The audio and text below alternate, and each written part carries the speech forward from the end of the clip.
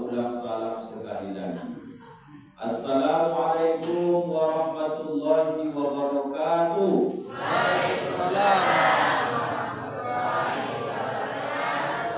Alhamdulillahilladzi ahyana ba'dama amatana wa ilaihin nusyur. Asyhadu an la ilaha illallahul malikul haqqul mubin wa asyhadu anna Muhammadar Rasulullah shadiqul wa'dil amin. Allahumma shalli wa sallim wa barik ala sayyidina Muhammadin wa ala alihi wa sahbihi wa sallim ajma'in. Allahumma faqihna fid-din wa 'allimna at-ta'wil wa hdina ila siratikal mustaqim. Amin. Walhamdulillahi rabbil alamin. Ketua dan segenap pengurus Masjid Darul Iman yang sangat kita hormati dan kita muliakan, imam beserta seluruh jamaah, bapak-bapak, ibu-ibu, hadirin wal hadirat, para alim, para ulama, tokoh masyarakat didik mama, tokoh pemuda, tokoh wanita, pemerintah setempat yang berhadir. Salam tanzim hormat juga kepada seluruh pengurus masjid mushola yang berhadir se-Desa Ngaso, dan terlebih juga kita hormati suatu kebanggaan subuh ini hadir bersama kita Ketua Gerakan Sholat Subuh Berjamaah Kecamatan Ujung Batu, Bapak Haji Doni Firgo. Kalau mau berdiri, berdirilah. Sudah kenal semua Bapak Ibu? Alhamdulillah. Kita doakan moga-moga kita semua yang hadir subuh ini, asbab kebaikan dan kesolehan kita, mudah-mudahan Allah berikan kita hadiah anak cucu keturunan yang soleh dan solehah. Amin ya rabbal alamin. Apa kabar Bapak Ibu semua, sehat? Alhamdulillah sehat. Ketua Masjid Jami Al-Falah ini agak lain gayanya tengok subuh ini. Jauh lebih muda dan agak fresh nampaknya. Semoga sehat-sehat panjang umur beliau. Amin ya rabbal alamin. Bapak Ibu, kajian subuh kita pada kesempatan ini akan membacakan beberapa hadis Nabi tentang isti'dad, persiapan-persiapan yang akan kita lakukan menyongsong bulan mulia. Biarpun sekarang kita sedang berada di bulan mulia. Berapa bulan mulia itu Bapak Ibu? 4. Yang pertama bulan yang sopa beda itu. Yang pertama bulan Zulqa'dah. Inilah sekarang tanggal berapa ini? 26 Zulqa'dah hari ini. Nanti kalau sudah masuk maghrib sudah 27. Insya Allah tak lama lagi Zulqa'dah akan meninggalkan kita. Datang lagi bulan mulia kedua, bulan 12, namanya bulan Zulhijjah. Disusul nanti lagi bulan 1, namanya bulan Muharram. Kata Nabi, satu yang terpisah baina Jumada wa Sya'ban, di antara Jumadil Akhir dan bulan Sya'ban. Nama bulannya bulan Rajab. Yang 4 ini jangan lupa lagi. Kita baca dulu ayatnya Ibu. Wa may yu'azzim sya'airallah fa innaha min taqwal qulub. Siapa saja kata Allah yang ingin membesar-besarkan syiar Allah, memviral-viralkan kegiatan-kegiatan agama, mensukseskan kegiatan-kegiatan agama, fa innaha, berarti orang itu kata Allah, min taqwal qulub, di hatinya itu ketakwaan yang luar biasa. Berarti kalau orang ini bertakwa, pasti dia mulia di sisi Allah. Apakah syiar-syiar agama nih Pak Ustaz? Azan dikumandangkan syiar agama, sholat berjamaah syiar agama. Di Ngasonya sekarang yang ramai perempuan sholat ke masjid, alhamdulillah. Di tempat lain masih anti orang ibu-ibu. Ustadz mau menyebut lokasinya, masih Ujung Batu, mau arah-arah ke jembatan Rokan sebelah sana. Tempatnya tak boleh disebut, nanti orang tersinggung. Jamaah subuh kami hadir ke situ dengan Pak Haji Joni Pirgo. Satu orang pun tak ada perempuan hadir. Ya Pak Haji, kita tanya pengurus, kenapa ini perempuan tak datang? Rupanya mereka sudah lama mendengar hadis Nabi, sebaik-baik perempuan itu sholatnya adalah di rumah, dan seafdol-afdolnya di rumahnya. Ada kamar di rumah itu, di kamar itu pula lah dia sholat. Rupanya hadis tidak mereka amalkan. Di rumah dia sholat, di dalam kamarnya rupanya tidur dia, tak sholat dia. Mohon maaf, bukan maksud saya. Rupanya Bapak Ibu mereka sudah dapat ilmu itu lama. Maka ketika mereka datang ke masjid, maka laki-laki pun mengatakan, kalian lebih bagus di rumah saja, tak usah ke masjid. Saya bilang, kenapa bolak-balik disampaikan tentang babun nisa, tentang pintu perempuan? Dari zaman Nabi sudah ada perempuan itu ke masjid. Sementara adab-adabnya saja yang perlu diingat. Satu, asal perempuan itu ke masjid, maka dia tidak ada yang menghalanginya di rumahnya. Umpama dia masih punya anak kecil, atau mungkin dia masih punya suami, perlu dia minta izin, atau mungkin di rumah itu masih mungkin repot, bisa saja halangan-halangan itu terjadi.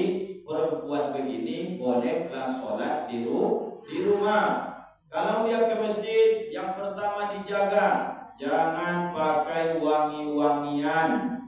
Berarti pakai lipstik boleh Pak Ustaz, sekedar saja berhias. Kalau pakai nanti Rexona biar gak bau ketek Pak Ustaz boleh? Boleh, jangan pula jorok kaliawan, nanti pingsan orang. Jadi kalau itu dipakai Pak Ustaz syarat, ada lagi? Ada. Perempuan ini tidak terlalu menimbulkan fitnah. Apa fitnahnya? Saking cantiknya dia, asal ke masjid dia, imam itu sampai rusak bacaan sholatnya. Itu Bapak Ibu gak boleh ke masjid. Asal ke masjid perempuan ini, imam itu kepikiran aja, kenapa lagi ini bisa ibu ini ke masjid cantik betul katanya. Bolak-balik dia nanti baca ayat terus gak tembus-tembus. Maka ini cocoknya perempuan di sholat di rumah. Kalau dia nggak cantik kali, berhiasnya pun biasa saja, tak ada yang menghalanginya ke masjid, kemudian dia tak menimbulkan fitnah, dia jaga aurat kehormatannya, datanglah kalian ke masjid. Ayatnya jelas, ini adalah syiar-syiar Allah. Ramai kalian ke masjid, semangat bapak-bapak ini, ditengok anak-anak kita, dilihat masyarakat kita, sehingga muncul semangat memakmurkan masjid. Itulah yang disebut Allah dengan walau anna ahlal qura amanu wattaqau lafatahna alaihim barakatim minas sama'i wal ardh. Kalaulah suatu penduduk kampung itu beriman dan bertakwa, kami bukakan, kata Allah, pintu keberkahan dari langit dan bumi. Salah satu menjemput berkah, makmurkan masjid. Begitu Bapak Ibu. Jadi jangan ikut-ikutan lagi mengatakan aku sholat di rumah sajalah 9 hari. Sia-sia. Kita ingat dulu berapa kali saya bolak-balik ucapan saya ini. Pertama kali saya datang ke Ujung Batu, sejarah mencatat Masjid Darul Iman inilah pertama kali aku berceramah. Dari sinilah aku berangkat ceramah sampai hari ini dikenal orang saya Bapak. Dari Darul Iman ini. Tahu betul saya dari awal gimana posisi dan bangunan masjid ini. Rendahnya, dia Bapak, rendahnya, parkirannya susah. Ini yang nampak hari ini berkat kerjasama yang baik. Maka duit ini adalah duit orang-orang baik. Kalau tidak sholat kalian di sini, sia-sialah duit infak sedekah mereka. Maka selama kita pakai, ngadir pahala sama kita yang berinfak ke masjid ini. Alhamdulillah. Apalagi syiar agama nih Pak Ustaz, inilah yang mau datang. Apa itu? 10 Zulhijjah namanya Idul Adha, hari raya Idul Adha. Adha itu artinya satu, waktu duha. Maka menyembelih hewan kurban itu habis sholat Idul Adha. Kalau dipotong sebelum sholat Idul Adha, sedekah biasa. Kalau dipotong nanti Pak Ustadz agak dicepatkan sedikit. Kami sholat Idul Adha habis umpamanya sholat subuh, biar jam 6 motong, tidak sah. Apa sebab? Karena sholatnya harus ditunaikan hendaknya di waktu duha, terbit matahari itu dengan sempurna. Duha itu diartikan juga dengan udhiyah, penyembelihan. Maka sudah diingatkan kemarin di masjid di musola Baitur Rahmah, jangan Bapak Ibu lagi bangga menjadi penerima kurban, tapi harus bangga menjadi peserta kurban. Bisik-bisik dengan pengurus tadi, udah berapa masjid Darul Iman kalian dapat kurban Bang? Saya bilang 7 belum lengkap. Itu jawabnya tadi, 7 belum lengkap. 6 full, 7 masih kurang beberapa orang lagi. Kabar-kabarnya banyak yang sudah tersentuh hatinya ingin berkurban. Yakinlah Bapak Ibu, itu bagian dari syiar-syiar agama Allah. Yang penting niat diperbaiki. Saya tak mengulang lagi tentang masalah kurban karena nanti Bapak Ibu akan marah menengok saya. Karena kemarin pun di situ sudah agak keras saya sampaikan bahwa kurban ini kaitannya bukanlah mampu tak mampu, kaitannya hanya mau atau tidak mau. Itu saja yang dikaji hari ini. Persiapan. Bismillahirrahmanirrahim. An Ummu Salamah, dari Ummu Salamah istri Rasulullah sallallahu alaihi wasallam, anna Rasulullah sallallahu alaihi wasallam, bahwasanya Rasulullah sallallahu alaihi wasallam pernah beliau bersabda, idza ra'aitum hilala Zulhijjah, apabila kalian sudah melihat hilal Zulhijjah, artinya masuk tanggal 1 bulan Zulhijjah, wa arada ahadukum ayyudhi, sementara kalian ini sudah niat supaya kalian ikut kurban tahun ini. Artinya Bapak Ibu, jauh-jauh hari kita sudah daftar peserta kurban.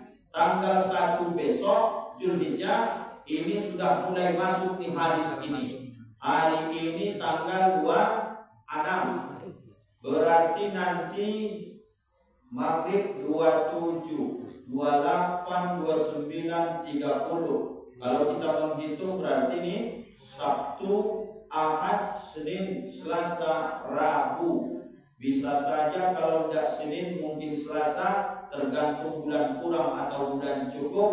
Nanti insya Allah hari Senin atau Selasa besok kita ini nampaknya sudah mulai masuk di tanggal 1 Zulhijjahnya. Tapi tetap menunggu nanti pengumuman bagaimana semestinya.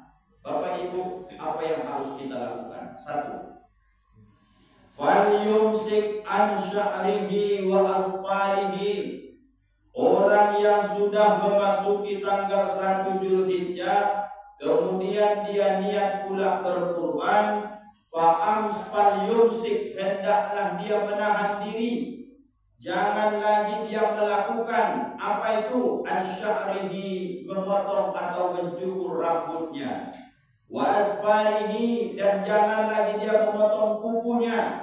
Sampai kapan dia baru potong, baru dia cukur Pak Ustaz? Sampai nanti 10 Zulhijjah habis menyembelih hewan kurban. Jadi Bapak Ibu, berapa hari itu? 10 hari. Inilah yang bolak-balik ditanya jamaah, termasuk juga di Masjid Al-Hidayah.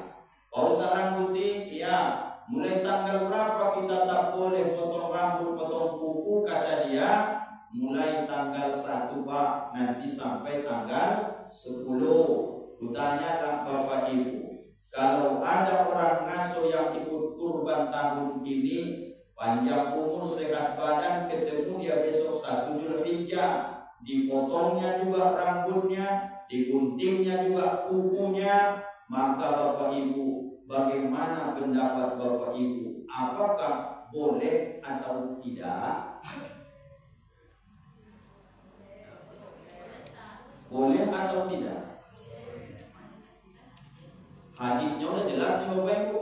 Apabila ketemu tanggal 1 Zulhijjah, fal yumsik an sya'rihi wa asfarihi, jangan lagi potong rambut, jangan potong kuku. Dia dipotongnya, diguntingnya. Kira-kira Bapak Ibu boleh apa tak boleh? Beda pendapat kan Bapak Ibu kan?